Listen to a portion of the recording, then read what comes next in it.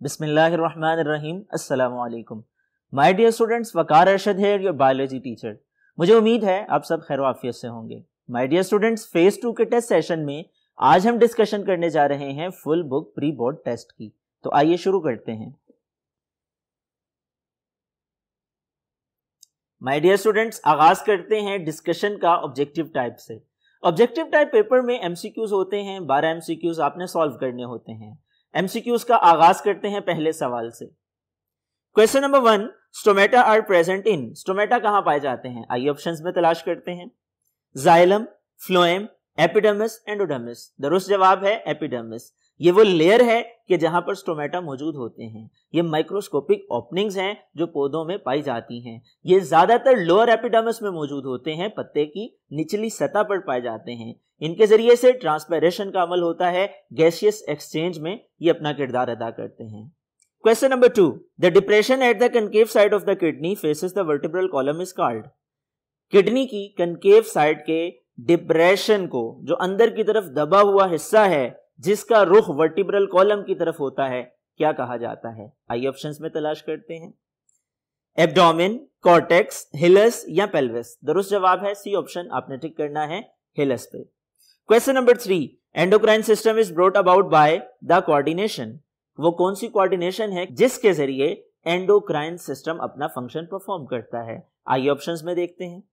Nervous, stimulus, chemical, microbial. दरअसल chemical coordination है कि जिसके जरिए एंडोक्राइन सिस्टम अपना फंक्शन परफॉर्म करता है। इसके अंदर बेसिकली ग्लैंड्स इन्वॉल्व होते हैं जो हार्मोन्स के जरिए कोऑर्डिनेशन को मुमकिन बनाते हैं।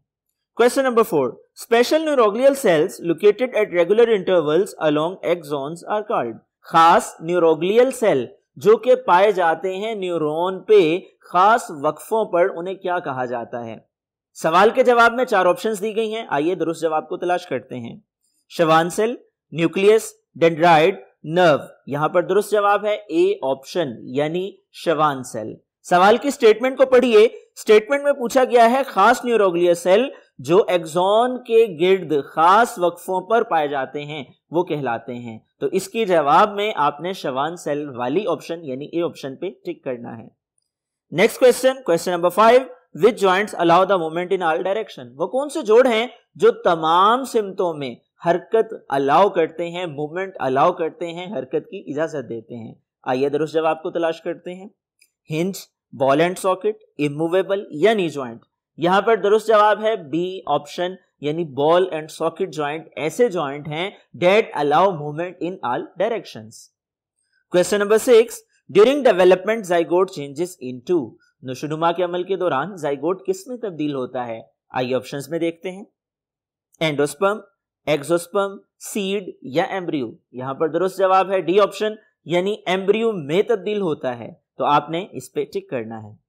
Question number 7, what is meant by true breeding. True breeding से क्या मुराद है? सवाल के जवाब में 4 ऑप्शंस मौजूद हैं। आइए दुरुस्त को सेलेक्ट करते हैं। होमोजाइगस, हेट्रोजाइगस, फिनोटाइप या जीनोटाइप। यहां पर दुरुस्त जवाब है होमोजाइगस। ट्रू ब्रीडिंग का मतलब होमोजाइगस होता है जिसमें आइडेंटिकल अलील्स पाई जाती हैं। Question number 8, in DNA molecule adenine pairs with. DNA molecule के अंदर अगर हम इसके डबल हेलिक्स को स्टडी करते हैं तो बताइए एडेनिन किसके साथ पेयर अप होती है? आइए दुरुस्त जवाब को देखते हैं। साइटोसिन, गवानीन, यूरोसिल या थाइमीन। यहां पर दुरुस्त जवाब है थाइमीन, क्योंकि एडेनिन थाइमीन के साथ डबल बॉन्ड बनाती है जबकि गवानीन का साइटोसिन के साथ ट्रिपल बॉन्ड बनता है। आपने डी ऑप्शन को सेलेक्ट करना है।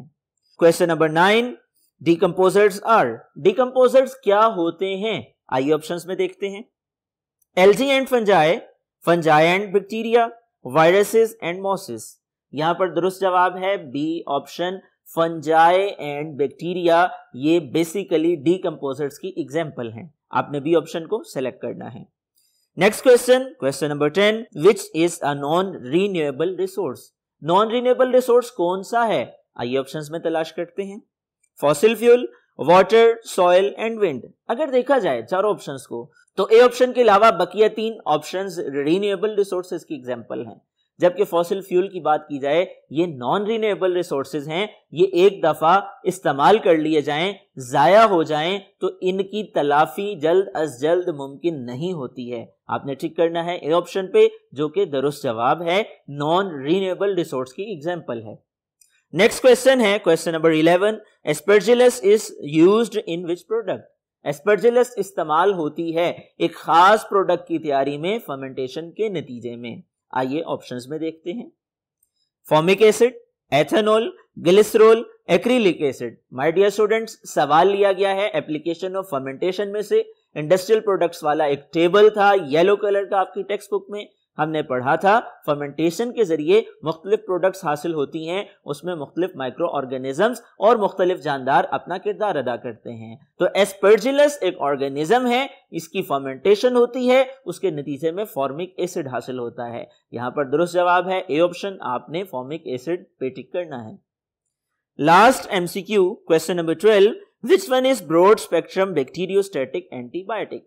सवाल में पूछा गया है ब्रॉड स्पेक्ट्रम बैक्टीरियोस्टैटिक एंटीबायोटिक कौन सी है? 4 ऑप्शंस दी गई हैं, हमने दुरुस्त का इंतखाब करना है। आइए देखते हैं। सिफेलोस्पोरिन, टेट्रासाइक्लिन, सल्फर ड्रग या बेसिलस? आपने ठीक करना है टेट्रासाइक्लिन पे, क्योंकि ब्रॉड स्पेक्ट्रम और बैक्टीरियोस्टैटिक एंटीबायोटिक टेट्रासाइक्लिन ही होती है। माय डियर स्टूडेंट्स, ये एमसीक्यूज थे।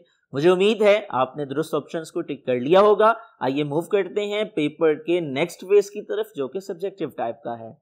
My dear students, subjective type के फर्दर 2 पार्ट्स हैं। पहले हिस्से में शॉर्ट क्वेश्चंस हैं, जबकि दूसरे हिस्से में लॉन्ग क्वेश्चंस हैं। आपको 1 घंटा और 45 मिनट का वक्त दिया जाता है और इस वक्त के अंदर आपने सब्जेक्टिव टाइप पेपर को सॉल्व करना होता है। आगाज किया जाता है शॉर्ट क्वेश्चन से, हम डिस्कशन को भी यहीं से शुरू करते हैं।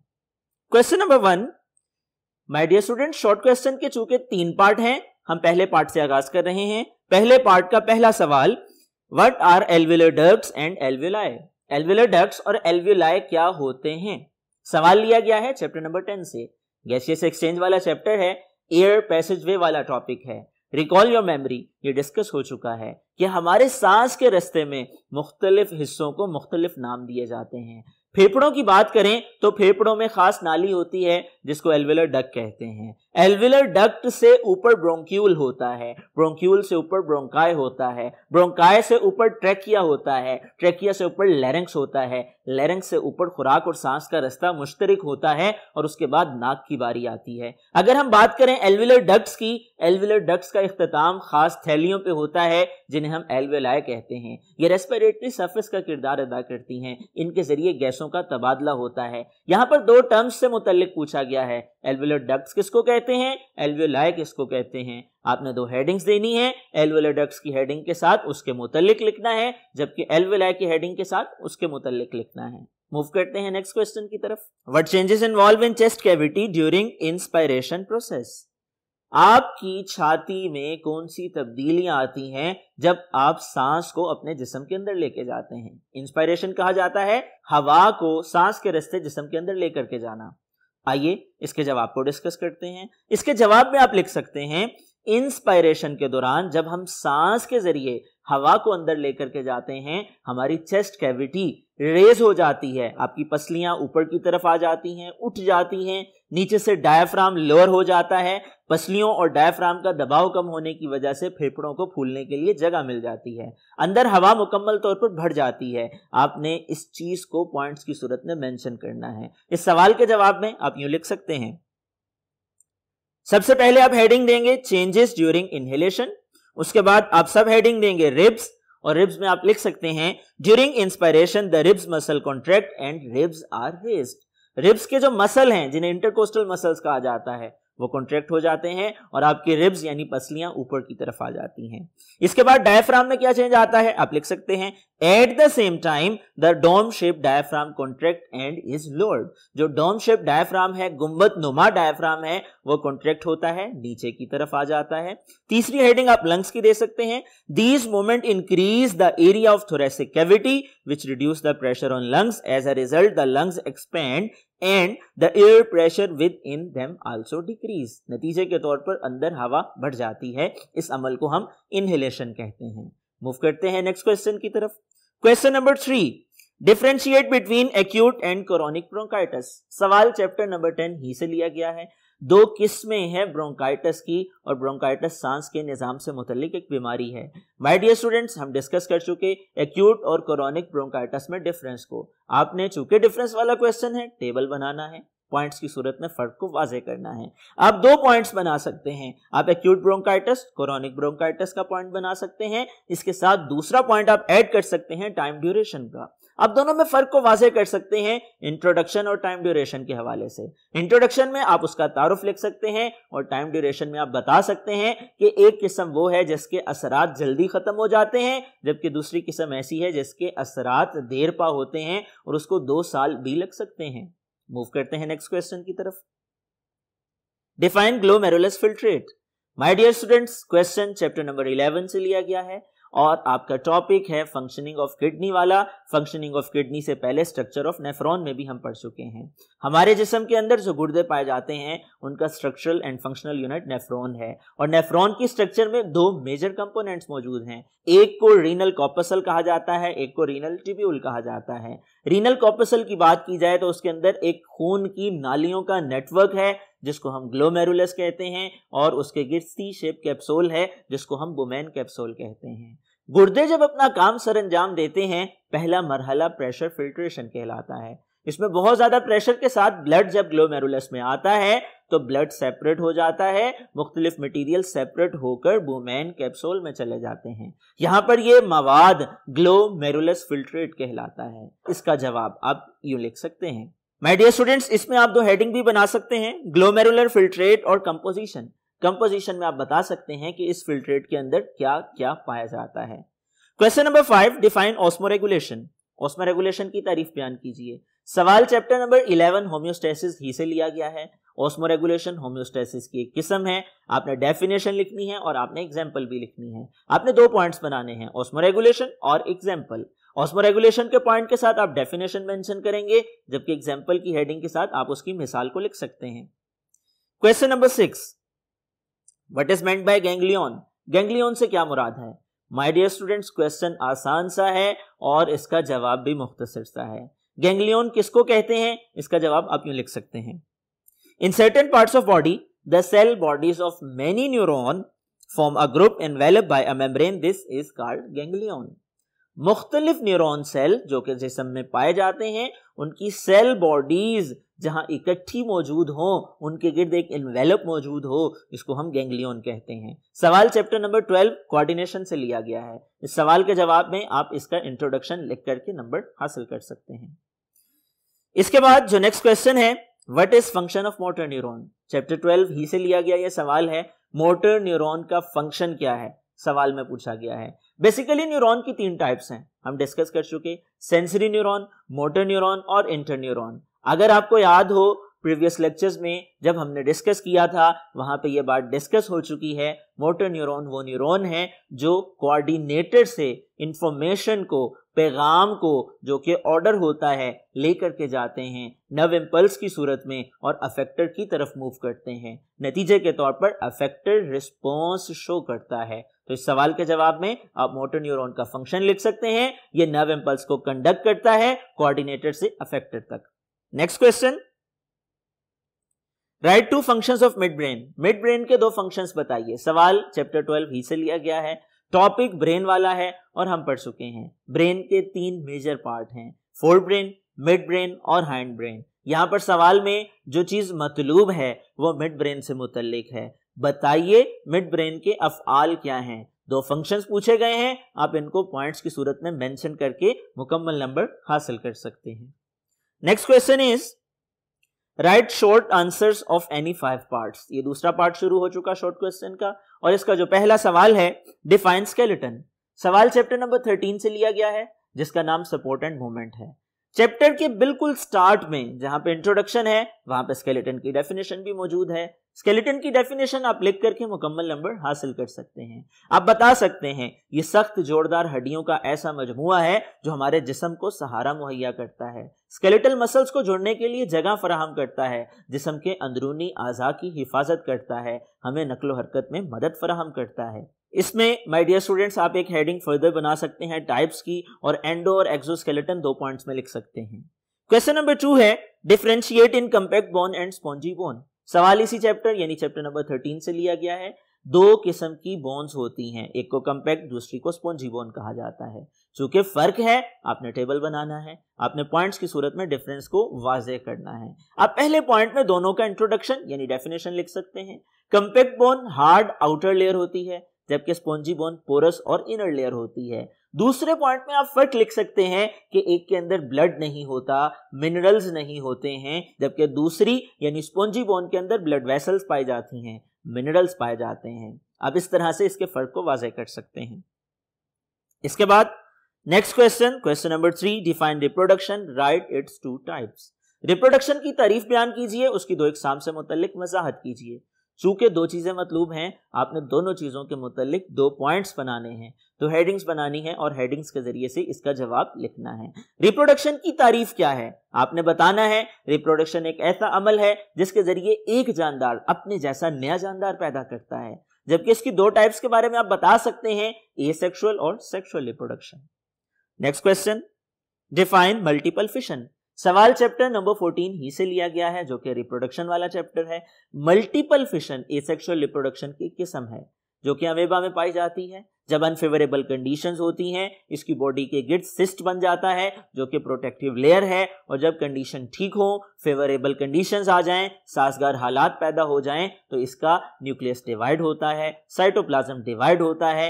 एक वक्त में एक अमेबा से सिस्ट के फटने पे कई नए अमेबा जन्म लेते हैं, इसको मल्टीपल फिशन कहते हैं। ये इंपॉर्टेंट क्वेश्चन है और आपकी टेक्स्ट बुक में चैप्टर नंबर 14 में ब्लू बॉक्स में लिखा गया है, आपने इसका जवाब वहां से लिखना है।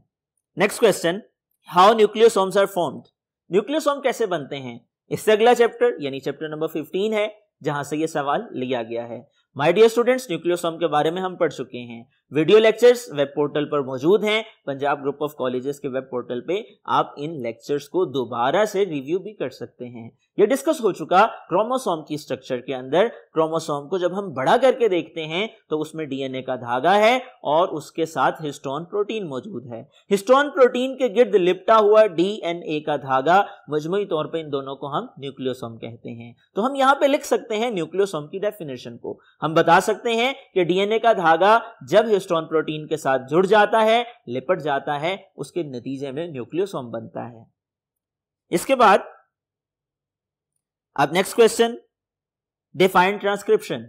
इसका जवाब क्या लिखेंगे, डेफिनेशन लिखेंगे आप ट्रांसक्रिप्शन की। ये हम डिस्कस कर चुके हैं। ट्रांसक्रिप्शन एक ऐसा अमल है जिसके दौरान डीएनए की मालूमात के मुताबिक आरएनए का धागा बनता है। डबल स्ट्रैंडेड डीएनए से सिंगल स्ट्रैंडेड मैसेंजर आरएनए का बनना ट्रांसक्रिप्शन कहलाता है। इस सवाल के जवाब में आप इसकी डेफिनेशन लिखेंगे। माय डियर स्टूडेंट्स, ट्रांसक्रिप्शन की डेफिनेशन के साथ आप इसकी लोकेशन भी लिख सकते हैं कि ये न्यूक्लियस के अंदर वाक़या होता है। Question number 7, define allele with an example. Allele की तारीफ बयान करें और मिसाल दें।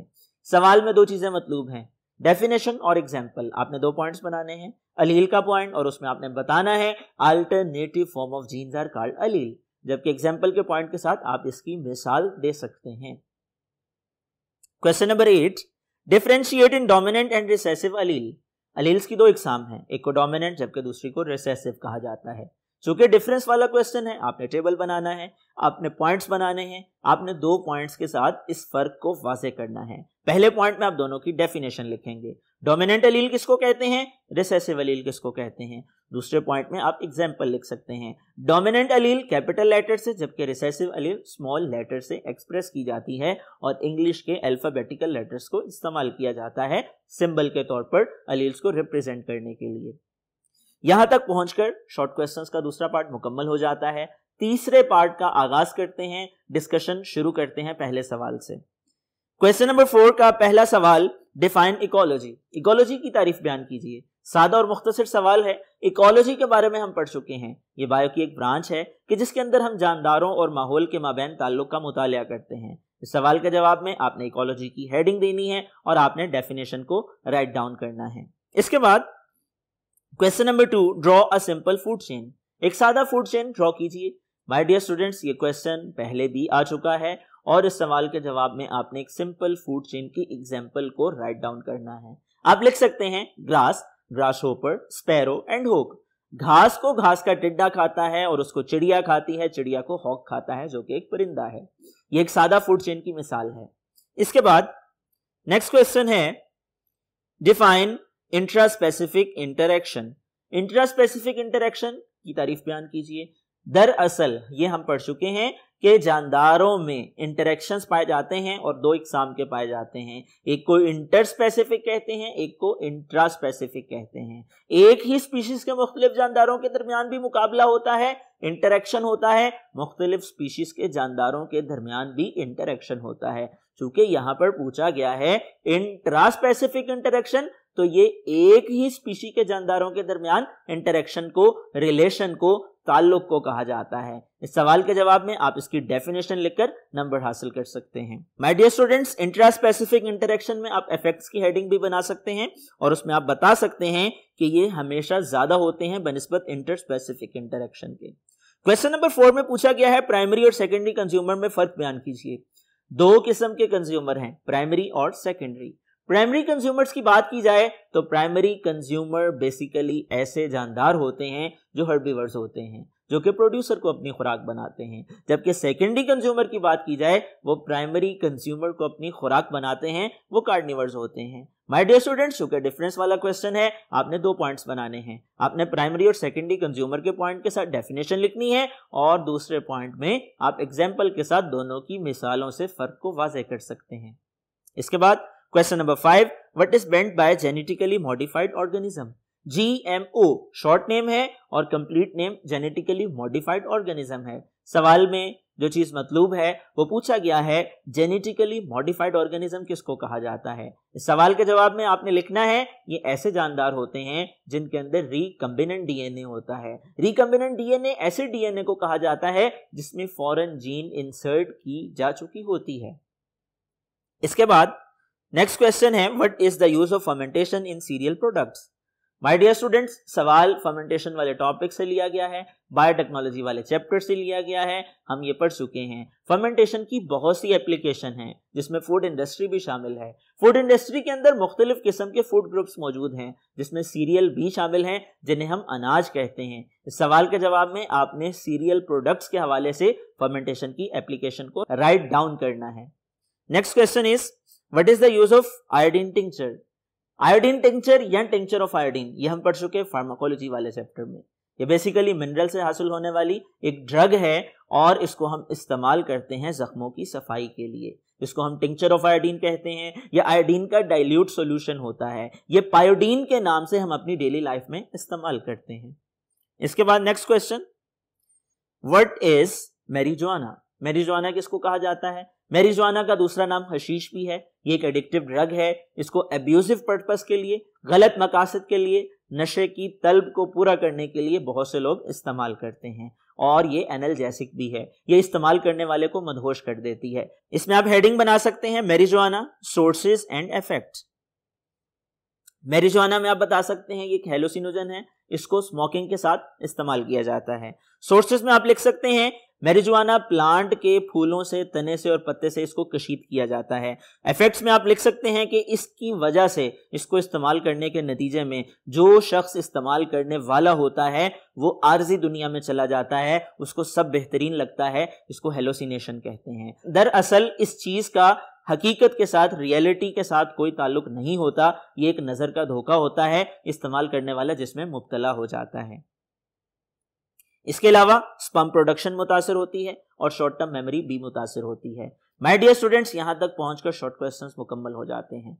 शॉर्ट क्वेश्चंस के बाद जो चीज रिमेनिंग है वो है लॉन्ग क्वेश्चन। आपको 3 लॉन्ग क्वेश्चंस दिए जाते हैं बोर्ड एग्जाम में और उनमें से 2 सवालात आपने हल करने होते हैं। हर सवाल के फर्दर 2 पार्ट्स होते हैं और आपने जो सवाल भी सेलेक्ट करना है मुकम्मल तौर पर उसके दोनों पार्ट्स को सॉल्व करना है। ऐसा नहीं हो सकता कि आप तीनों सवालों को अटेम्प्ट करें और तीनों सवालों के 2-2 पार्ट्स मुकम्मल तौर पर हल करने की बजाय किसी के 2 पार्ट्स और बाकी 2 सवालों के 1-1 पार्ट को हल कर लें। इसके नंबर नहीं मिलेंगे। आपने 2 सवालों को सेलेक्ट करना है और मुकम्मल तौर पे उन्हीं को हल करना है। डिस्कशन का आगाज करते हैं लॉन्ग क्वेश्चंस के हवाले से पहले सवाल से। लॉन्ग क्वेश्चंस में पहला सवाल क्वेश्चन नंबर 5 है और उसका first part, A part, what is spinal cord, explain its structure and 2 function. सवाल चैप्टर 12 से लिया गया है। सवाल में जो चीज मतलूब है वो स्पाइनल कॉर्ड की तफसील पूछी गई है। स्पाइनल कॉर्ड क्या होता है आपने बताना है, स्पाइनल कॉर्ड के फंक्शंस क्या हैं ये भी आपने बताना है। इसके साथ आपने स्पाइनल कॉर्ड की डायग्राम भी बनानी है। याद रखिएगा, लॉन्ग क्वेश्चन कोई भी हो आपने तमाम तफसीलात के साथ उसको लिखना है। आपने हेडिंग्स को और मार्कर के साथ हेडिंग्स को राइट डाउन करना है। आपने छोटे छोटे पैराग्राफ को बनाना है। आइए इस सवाल के जवाब में जो हेडिंग्स आप इस्तेमाल कर सकते हैं वो डिस्कस कर लेते हैं। आप इसमें हेडिंग दे सकते हैं definition, protection, outer region, central region, mixed nerve, roots, dorsal root, ventral root. इसी तरह फंक्शंस में आप पॉइंट्स की सूरत में जो 2 फंक्शन आपकी टेक्स्ट बुक में मेंशन है वो लिख सकते हैं और इस सवाल के मिड में डायग्राम की हेडिंग के साथ आप डायग्राम को भी ड्रॉ कर सकते हैं। इस सवाल का दूसरा पार्ट क्या है आइए देखते हैं। B part, explain the functioning of kidney. सवाल चैप्टर नंबर 11 होम्योस्टेसिस से लिया गया है।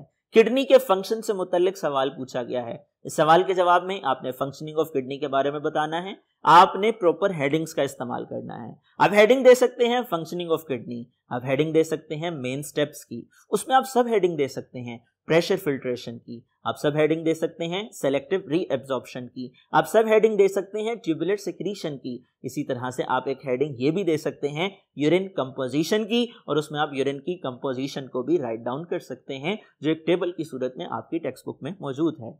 यहां तक पहुंचकर पहला लॉन्ग क्वेश्चन मुकम्मल हो जाता है। दूसरा लॉन्ग क्वेश्चन क्या है आइए देखते हैं।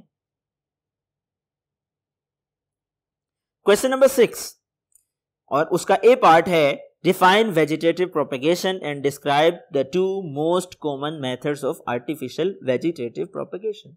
My dear students, vegetative propagation किसको कहा जाता है? सवाल रिप्रोडक्शन वाले चैप्टर 14 से लिया गया है, हम पढ़ चुके हैं। दरअसल ये एसेक्सुअल रिप्रोडक्शन है जो तरीकाकार है पौधों में पाया जाता है। इसमें पौधे के किसी वेजिटेटिव पार्ट को इस्तेमाल किया जाता है, उससे एक मुकम्मल नया पौधा ग्रो कर लिया जाता है। इसकी 2 मिसालें हैं, इसके 2 तरीकाकार हैं जिनका तस्करा आपकी टेक्स्ट बुक में किया गया है और यहां पर आपने उन्हीं दोनों से मुतल्लिक लिखना है, कटिंग के बारे में, ग्राफ्टिंग के बारे में। दरअसल आर्टिफिशियल वेजिटेटिव प्रोपेगेशन कटिंग और ग्राफ्टिंग के जरिए होती है और आपने इन दोनों के बारे में हेडिंग्स बना करके इस सवाल के जवाब को अटेम्प्ट करना है।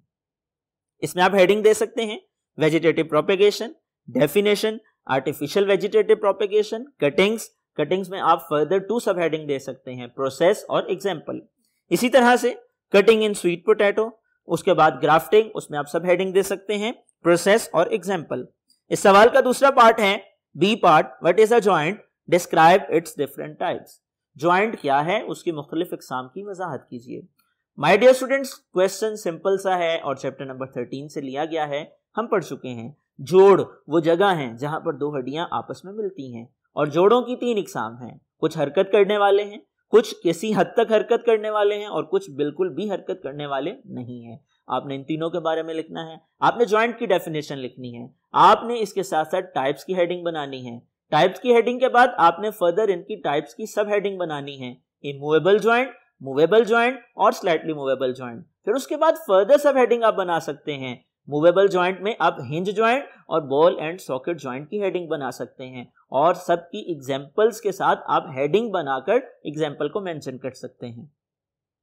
इसके बाद जो नेक्स्ट क्वेश्चन है क्वेश्चन नंबर 7 और उसका पहला part, right different sources of medicinal drug. सवाल फार्माकोलॉजी वाले चैप्टर 18 से लिया गया है। सवाल में जो चीज मतलूब है वो पूछा गया है मेडिसिनल ड्रग के सोर्सेज से मुतालिक बताइए। My dear students, recall your memory, chapter number 18 के 2nd पेज में हम सोर्सेज से मुतालिक पढ़ चुके हैं। मेडिसिनल ड्रग हमें मुख्तलिफ दराए से हासिल होती हैं। हम लेबोरेटरी के अंदर भी तैयार करते हैं, हम माइक्रो ऑर्गेनिज्म से भी हासिल करते हैं, हम मिनरल्स से भी हासिल करते हैं, हम एनिमल्स से भी हासिल करते हैं। आपने मुख्तलिफ हेडिंग्स के साथ इनको राइट डाउन करना है। चूंकि लॉन्ग क्वेश्चन है, आपने तमाम डिटेल्स को राइट डाउन करना है। आपने सोर्सेज की हेडिंग देनी है और हर एक के अलग अलग सोर्सेज को मेंशन करना है और आपने एग्जांपल्स की हेडिंग के साथ मिसालों को भी लाजमी लिखना है। इसके बाद इस सवाल का दूसरा पार्ट आ जाता है, दूसरे पार्ट में जो पूछा गया है वो है right the objective of genetic engineering. सवाल बहुत मुख्तसर है, लेकिन चूंकि लॉन्ग क्वेश्चन में आया है, आपने लॉन्ग क्वेश्चन के पॉइंट ऑफ व्यू से इसको सॉल्व करना है। इस सवाल के जवाब में आप प्रॉपर पॉइंट्स बनाएंगे, मार्कर को यूटिलाइज करेंगे, आप हेडिंग्स देंगे और आपकी टेक्स्ट बुक में जो ऑब्जेक्टिव्स लिखे गए हैं आपने उनको राइट डाउन करना है। अब यहां पर वो तमाम ऑब्जेक्टिव्स पॉइंट की सूरत में, छोटे छोटे पैराग्राफ की सूरत में मेंशन कर सकते हैं। माय डियर स्टूडेंट्स, ये था आज का टेस्ट जिसकी डिस्कशन हम यहाँ पर कर रहे थे। मुझे उम्मीद है इस टेस्ट में जो डेफिशिएंसी थी वो दूर हो चुकी होगी, जो वीकनेस थी वो स्ट्रेंथ में तब्दील हो चुकी होगी। इस टेस्ट के अंदर डिस्कशन के नतीजे में आप लोगों की गलतियों की इस्लाह मकसूद थी और मुझे उम्मीद है इस डिस्कशन को सुनने के बाद आप लोग अपनी इस्लाह भी करेंगे और बोर्ड इम्तिहानात के अंदर इन गलतियों को रिपीट नहीं करेंगे। माय डियर स्टूडेंट्स, उम्मीद है आप इन तमाम चीज़ों को फॉलो करेंगे और इम्तिहानात में कामयाबी हासिल करेंगे। अल्लाह ताला आपका हामी और नासिर हो।